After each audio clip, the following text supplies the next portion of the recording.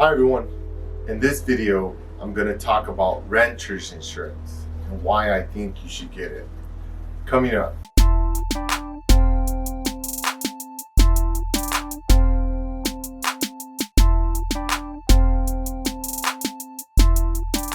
Hi everyone, this is Ernesto from Attaboy Cowboy, and on this channel we give you health and wealth tips to help you be successful. And in today's video, I'm going to talk about renter's insurance and why I recommend it. So right now, I'm standing in one of my properties that just burned. You can see all the walls, all the fire damage around me. I'm actually standing inside of somebody's closet. It got gutted by the fire department. The doors are gone. As you can see, all the clothes are gone. And the whole house is trashed. You'll see another video on how the house looks exactly. But this helped open my eyes to something that's heartbreaking. Now we have 7 people actually that live on this property. All 7 of them lost all of their belongings. They lost their home and they lost their deposit. Now that's heartbreaking for me because I don't like to see anybody lose their stuff and be homeless. And on all of our rental agreements, which is pretty standard, most landlords require their tenants to get renter's insurance.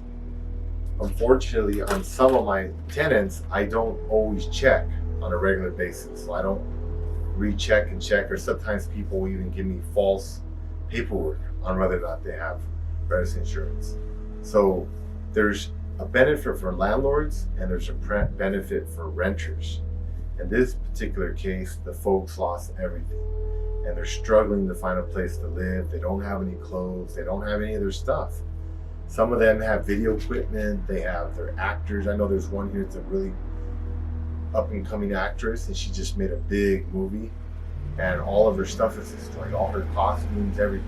A lot of these folks had computers, they had memory chips, they had pictures, they had momentums, they may have had cards for people that sent them over the years. All of it completely destroyed, inaccessible. Nobody is allowed to come into the house because the house tested positive for asbestos and lead.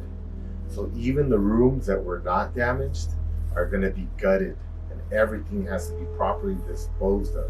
So some of the rooms have brand new clothes, linens, furniture, all of it has to be disposed. By law, no one can take anything out of here. I can't allow the tenants to get their stuff.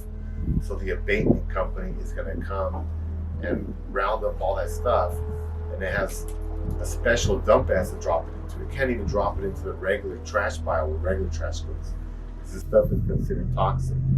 Now, for the folks that lived here, I haven't confirmed if they had renter's insurance yet. We're still working on that. But as far as I know, a lot of them did not have renter's insurance. So they're going to get absolutely nothing. Remember, when you rent a space, you're never going to be covered by your landlord's insurance policy. It just doesn't work like that. Even if I wanted it, my insurance does not offer that option. You only allow content coverage for the landlord's home, for the owner's home. You have to actually live in the house.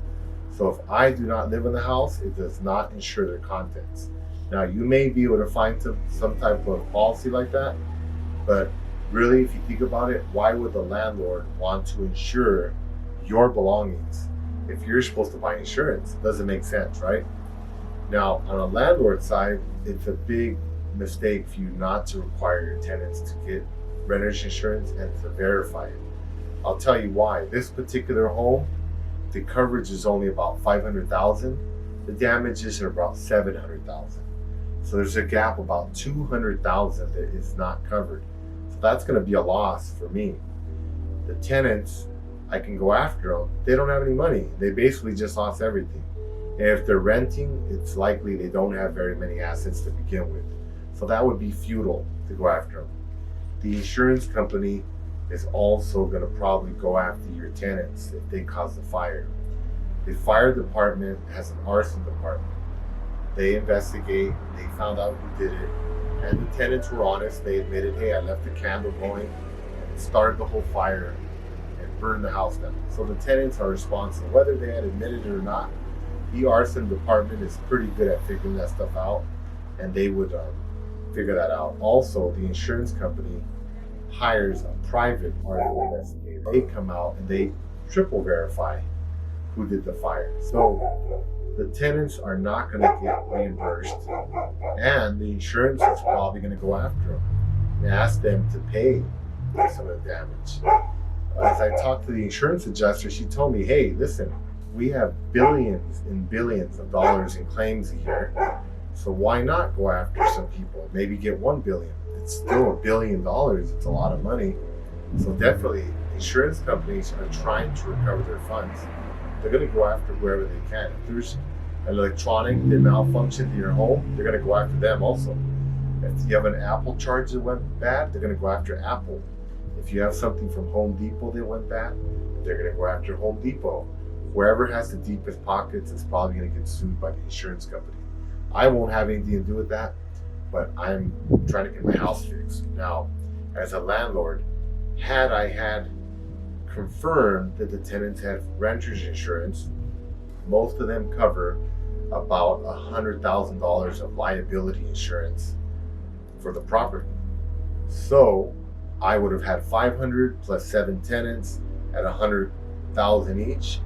I could have foreseeably had $1.2 million in coverage if all of them had something to do with it. Although only one caused the fire, at least I would have had an extra 100,000 in coverage.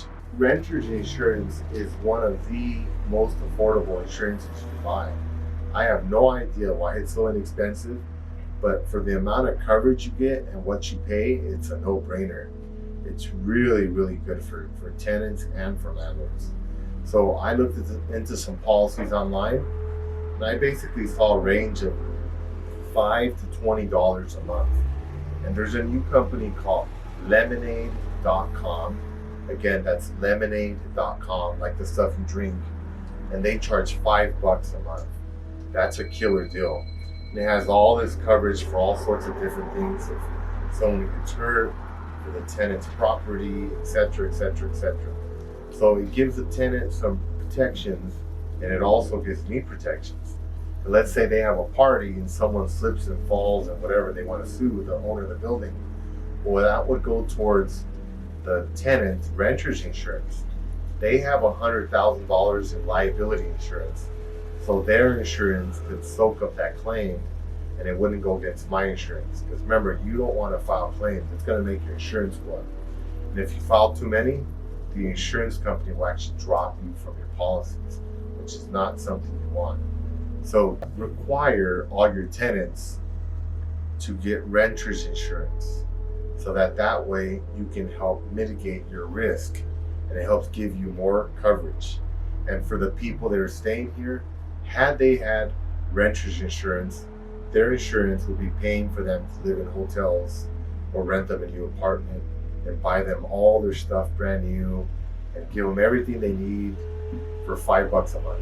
That's nothing. That's like the price of a Starbucks. So for about $60 a year.